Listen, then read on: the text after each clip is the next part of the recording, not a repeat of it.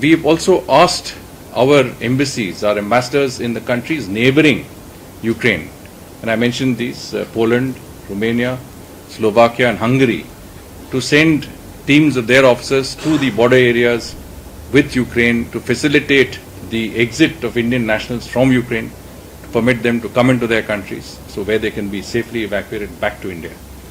And MEA teams are on their way as we speak to Zahoni border post in Hungary, Takvies land border in Poland,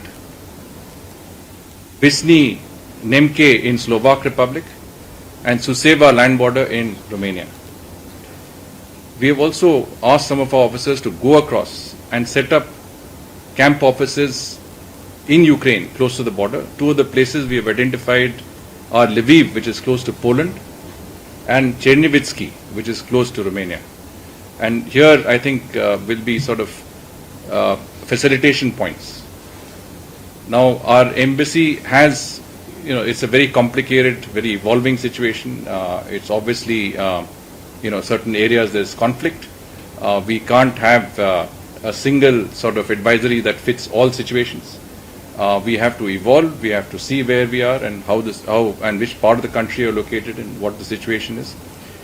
Generally, if we are advising that if you find yourself in a certain difficult situation, then you should remain in secure areas and shelters, etc.